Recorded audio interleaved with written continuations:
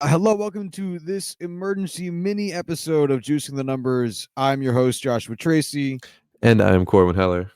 and the Washington Nationals have just won the World Series. We're recording this at just about midnight on October 31st, Halloween, and there is a new World Series champion for a team that's never had it in a city that hasn't had it for just under 100 years. The Washington Nationals beat the Houston Astros in 7 games to win the World Series. What an amazing, dramatic finish the past 2 games. You were saying it earlier.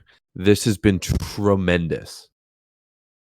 I mean, I feel ashamed. So our other episode, our main Thursday episode, is also going to be dropping today as we're recording this. It is Thursday, and it almost feels like a disservice that we didn't have a longer discussion in it then. Like we didn't know it was going to happen because we recorded on Tuesday.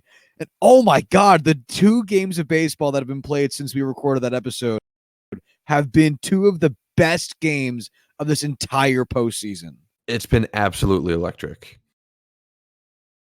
It's been unfucking real. I mean, between last night, I guess we can get deeper into last night in a second.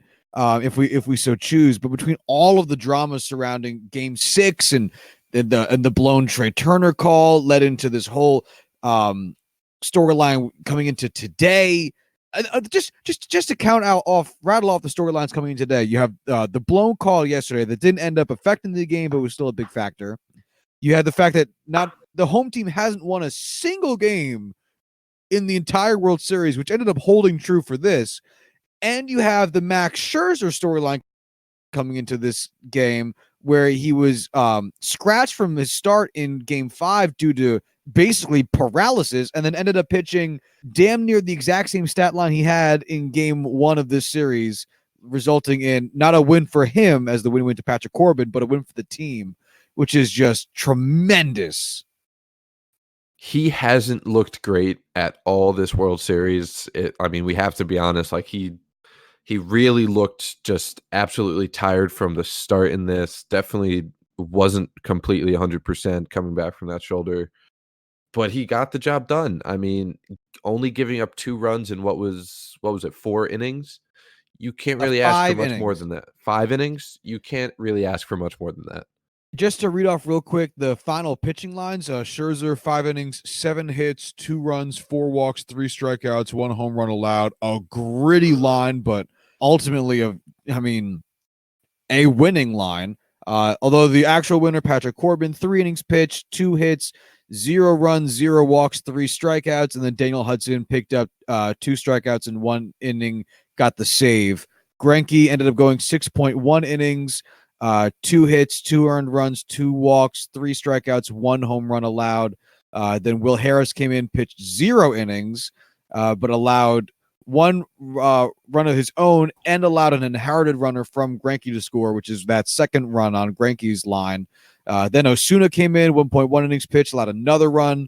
Presley, 0.1 innings pitched, nothing on the board. John Smith, whatever, came in, 0.1 inning pitch, 2 more earned runs, and then Jose Urquidy came in for the final 0.2 innings and allowed 0 runs to close it out. Jesus, this game was just so fucking great, man. I couldn't have asked for anything better. I couldn't have. May I, for a moment, predict what tomorrow's major headlines and sports talking heads questions are going to be? The main question? Absolutely. Why did Garrett Cole not throw the ball today? Exactly. That's going to be went to Will everything Harris. Tomorrow. He was sitting there. He could have pitched. He was warming up. It's ridiculous. I don't know why they ended up sitting him down and just saying, nope, you're done for the night. I don't get it either. Honestly, I don't fully get why they took out Greinke. I thought he was... it was getting obviously slightly shakier there at the end, but he was still fucking handling himself. He looked good throughout. Like he gave up the home run and what was it, a walk right after that. But at the same time, he was getting it done. He didn't look shaky at any point. Definitely not the way Scherzer did essentially the whole night. That's what I don't get is we've seen a lot of these games won by pitchers using their veteran status to kind of just grind, or veteran knowledge, or acumen, or whatever, Whatever just it kind of is. grind out pitching performances and like really work their way out of the jams they've created just through sheer grit and perseverance. And that happened on the Washington side via both of Max Scherzer's starts, and like a few spots here and there with Strasburg. And then we saw it on Houston side too. Garrett Cole did it all throughout the ALCS. I can speak to that assuredly, as well as the ALDS with Garrett Cole. And I honestly forget his World Series start already, his previous one. But it would lead you to believe that Greinke would have somewhat more of a leash with just how really, really well he had been shutting down the Nationals up until that solo shot off of Juan Soto. Rendon? I don't Rendon. remember anymore. I think it was Rendon. I don't think Soto hit. Yeah. Soto got that one big double, which is probably what I'm thinking of.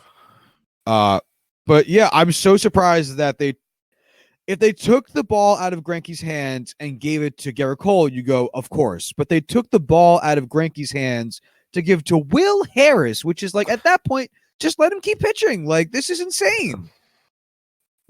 It wasn't a smooth operation at any point, which it's a shame, because as much as I wanted the Nationals to win, I wanted to see them overcome Cole at some point, especially if he could have gone, 2.2 innings, whatever it may be, 1.2 innings, just a little bit, just to make it through. And I think that AJ Hinch is going to come under a lot of fire in the media over the next few days for over managing this game. Oh, with honestly, through the first 6.1 innings, I thought he was doing great. The second he started touching the bullpen, it went to hell immediately. Every single decision he made with that bullpen was wrong.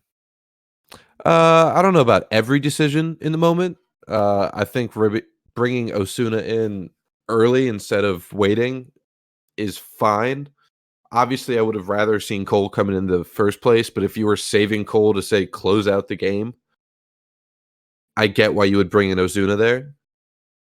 But other than that, all four other pitchers he brought in were a mistake. What's confusing about the Osuna thing is that he brought him in because using Osuna in the spot he used him, I think, is fine, but letting him start the next inning is what I think was the mistake, because maybe you don't want to bring in Cole as like a true reliever. You want to bring him in at the start of I forget what inning we're in at this point. The seventh or the eighth inning. You want to bring him at the start of the inning. He gets a clean inning, no runners on base, nothing to worry about in that respect. So bring in Osuna now, because Osuna had to relieve Will Harris in the seventh inning. So this was the seventh inning. In the seventh inning with a runner on and having to face the best part of the Nationals lineup. So bringing in Osuna makes sense there. But he left Osuna in after that, and that's when Osuna started to allow runs of his own, or at least a run of his own, and had to get relieved himself, which led to Presley coming in to get one out, and then led to Smith coming in to get one out and allowing two more runs, which really just threw the game away. So why wouldn't you? It's one thing to bring in Osuna to finish out the inning and to afford Cole a clean inning, but then they still didn't bring in Cole. Like, that's what I think all of his pitching decisions in the fullness of their scope were absolutely terrible. Yep. I agree with you 100%. Oh man, what a gritty fucking win by the Nationals. This has got to be one of the grittiest wins I've ever seen in the postseason. Like, what compares to this? So gritty. I don't know. I really don't know. 15 Royals, maybe? Kinda? I guess.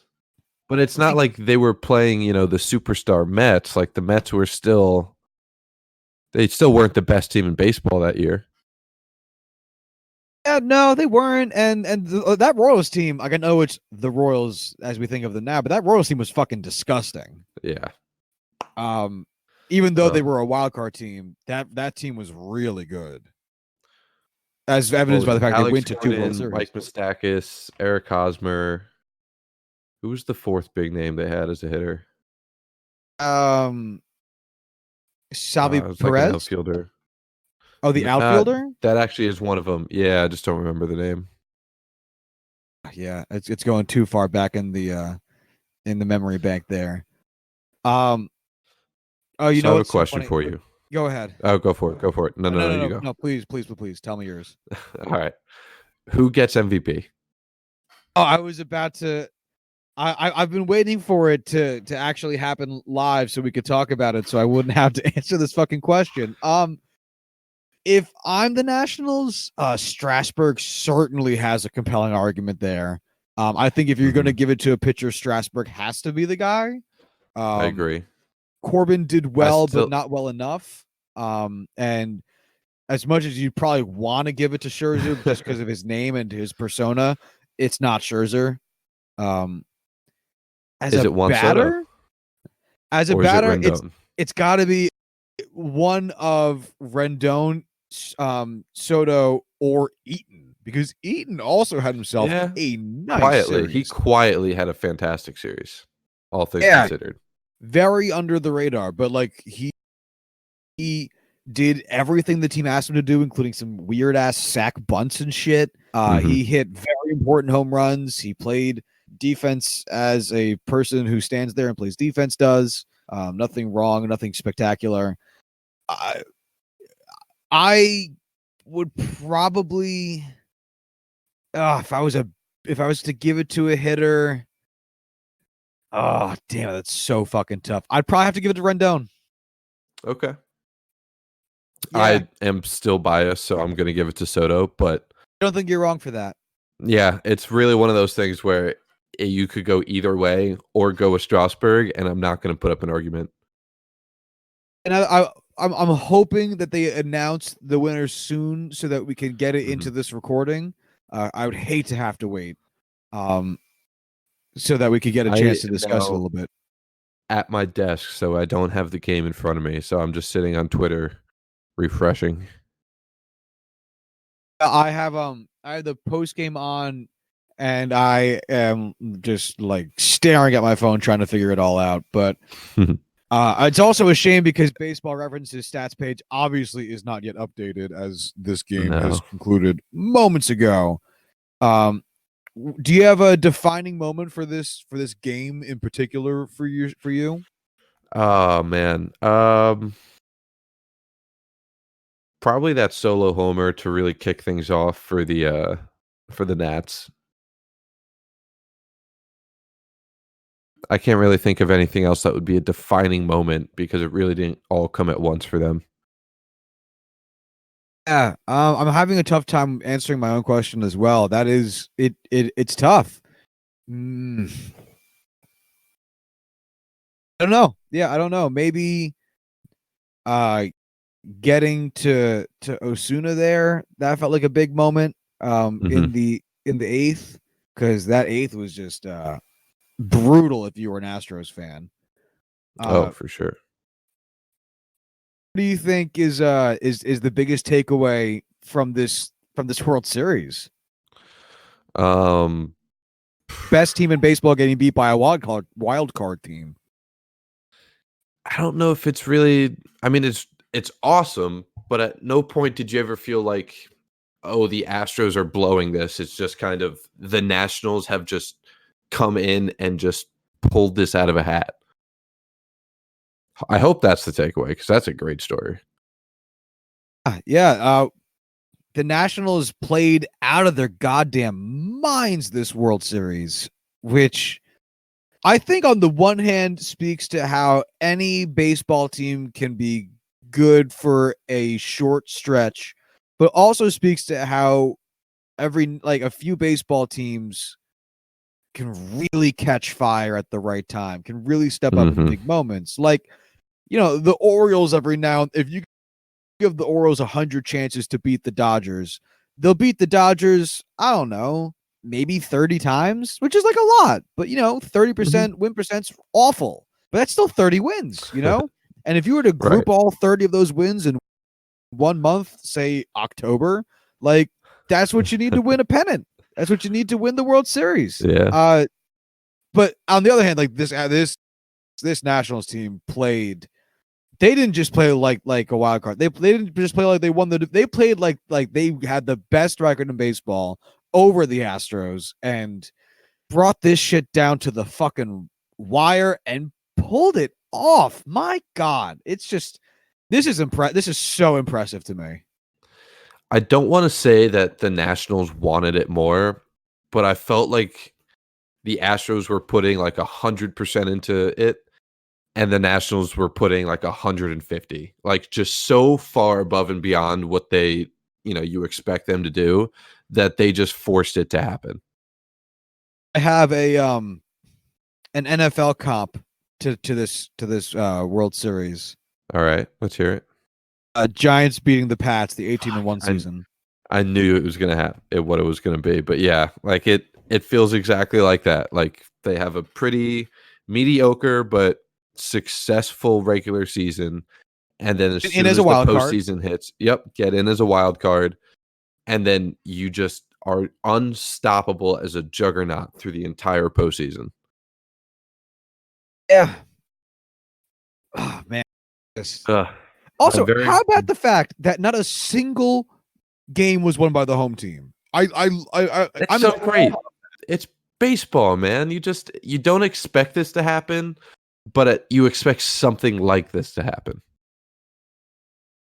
Juan Soto wins World Series MVP. Oh no, fuck you, asshole.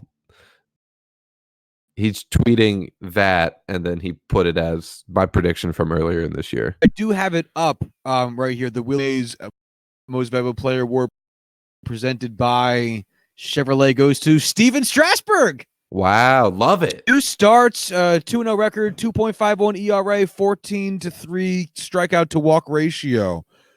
Wow, Steven Strasburg, World Series MVP. He is opting out. This is fantastic.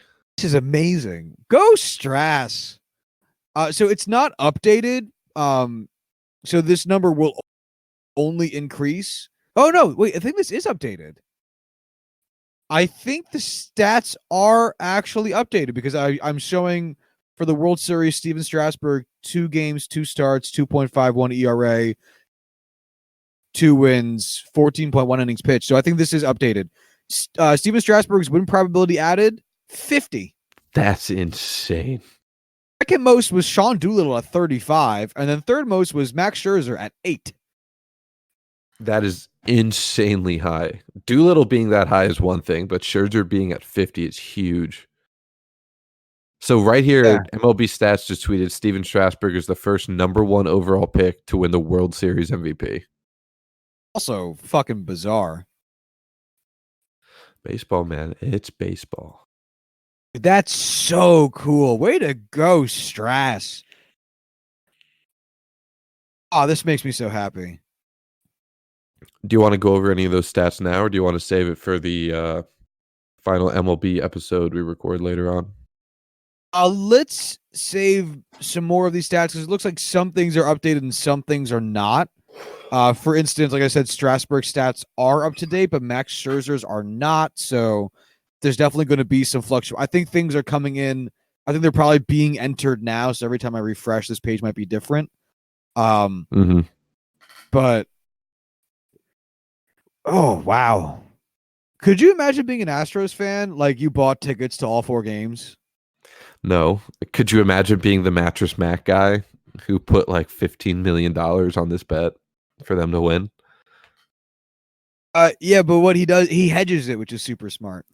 Right, but isn't the hedging to do with is it we can go into this after, we don't have to go into this now, but I didn't know which side it hedged on. Like, is he hedging the mattresses with the investment, or is he hedging the investment with another investment? I guess He's hedging the mattress giveaway with the with the gamble, with the bet. Right. Okay. So the fact that Astros lost is not a huge deal to him because he already has money. Right. Yeah. And when he gives away all the mattresses, that money would come from the bet. Right. So basically, there's this guy in Houston who, like, if you buy a mattress from him and then the Astros win the World Series, you get all the money back that you paid for your mattress. Right. So the idea is people come in, they buy the mattresses, they watch baseball, and then they either get a free mattress or they ended up just buying a mattress. And so what he does is like it's like apparently a huge business. This mattress Mac dude, and he ended up doing something really smart, which is in order to minimize his losses.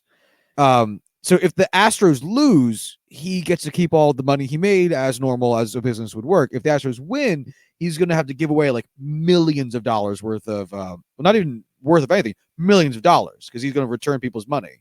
So what he does is he places a gamble on in Vegas.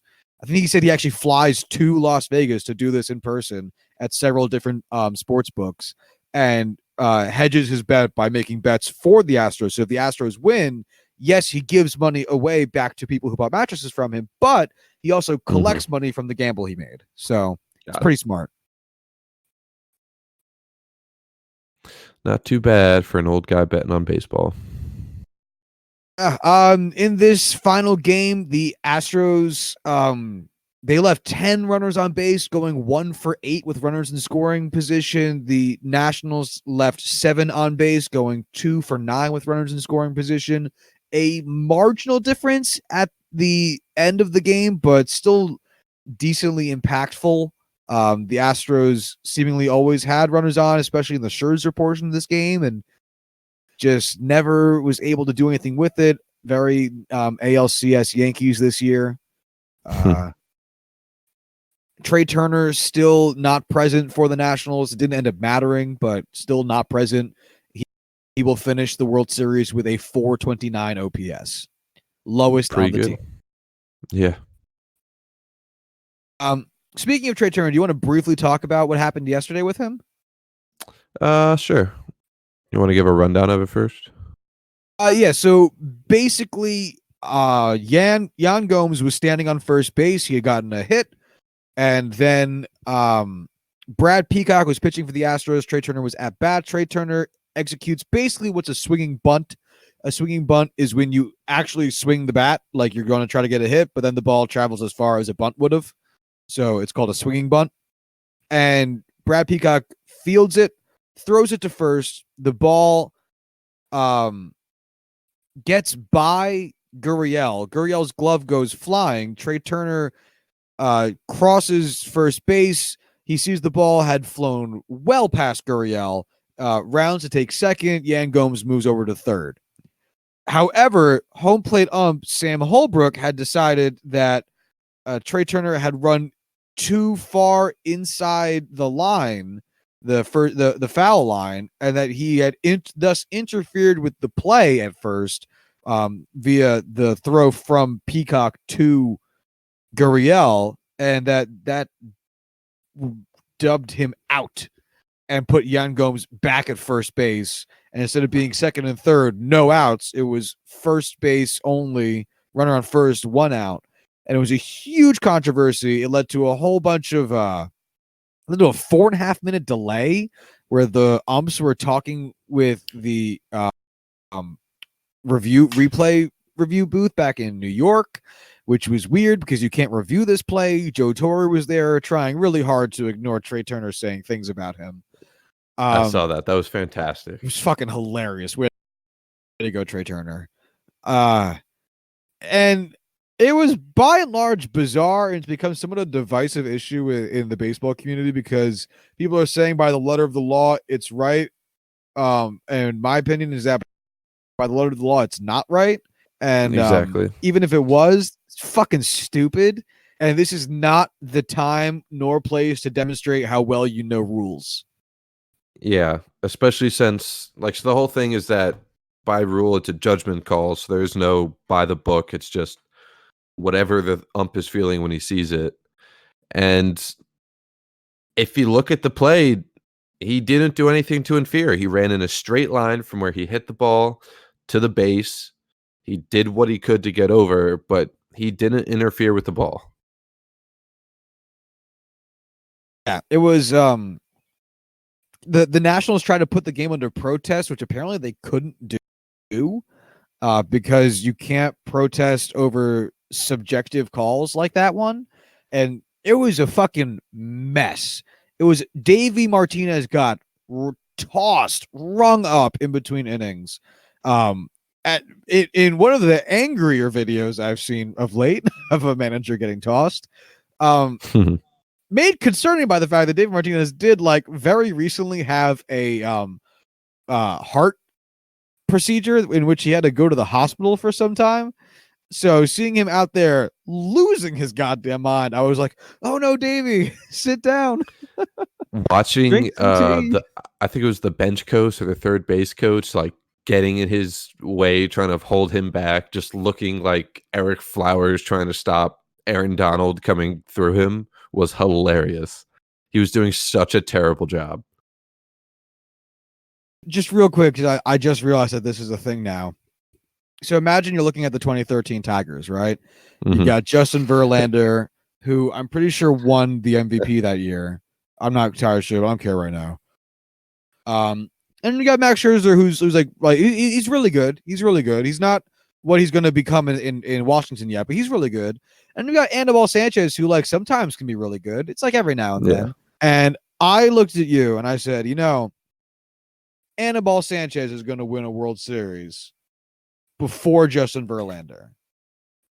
I don't think I'd believe that sentence.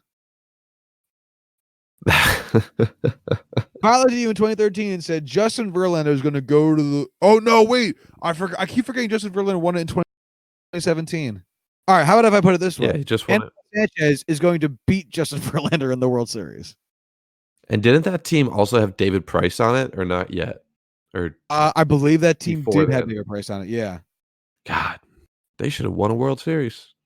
I would have think. Yeah, that's a lot of Cy Youngs. Also had Miguel Cabrera, who was still in MVP form at that point. Fucking batting champion every year, Triple Crown winner. Man, talk about fucking wasted talent. It's the Tigers. Pit of despair. Didn't think we'd sneak them into the World Series episode, did you? That's right. If you're from Detroit and we made you feel sad, you probably deserve it. Man, what if I just can't get over what a great game this was? Oh yeah, it's an all-time game. How do you think this compares to Game 7 of the 2016 World Series, Cubs Indians? I think that one is still higher. Yeah, I mean, granted, I do enjoy watching the Indians. I like being, a fan of the Indians, but at the same time, the Cubs and that streak that was something magical. So I think might be my favorite World Series. Yeah, that is just so perfect of my lifetime. Yeah, that was just amazing. Well, I can't even be biased about it. It had the weather delay and the bottom of the ninth, game tying home. Like it had so much, and it had so many lovable people on it. David Ross, Anthony Rizzo, Chris Bryant, those are all super lovable guys. Also, we'll never forget. Depends on who you ask. I'll also never forget. There was second and third, I think, and Kyle Schwarber was up to bat, and they did not intentionally walk him. They pitched to him, and then he got a really, really lame bloop single. Exit velocity of 40, nothing. And he gets to first. He's all like, "That's right. You should have intentionally respect me." And everyone's like, bro, you barely hit the ball and it got super lucky. Let's calm the fuck down here. But he was like, "Bro, you should respect. I'm Kyle Schwarber," and it was hilarious. I'll never forget that. Anything there that you could consider a successful at bat, that is literally only above a dropped strike three swinging.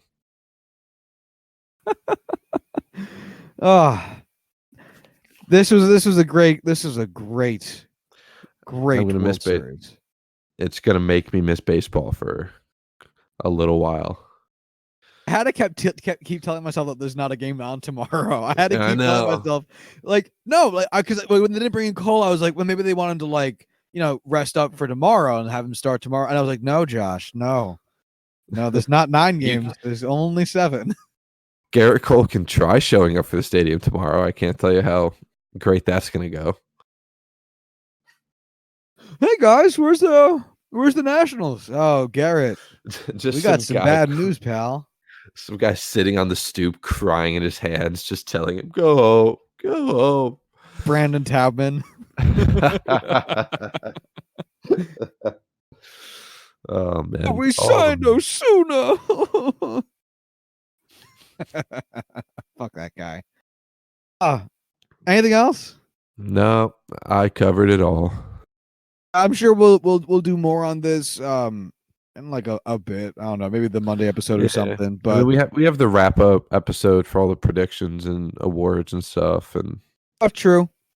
so we can talk about any storylines that stem from this. Then Yeah. Once we get official word on who actually won regular season MVP and Cy Young and all of those awards, we'll probably touch more on this. Give it all to Juan Soto. See, fuck it. At this point, why not? I'm not even mad. Give him a Cy Young. But only the young part. Oh, absolutely. You know what? We probably should have talked about the big ass brawl that happened in the NBA today between the Sixers and the Timberwolves, but we could save that for next episode. Okay. If you want to follow the show, you know how to do all that shit. And if you don't, listen to the other regular episodes coming out. So we're just gonna end it real short right here. Not even outro music. See ya.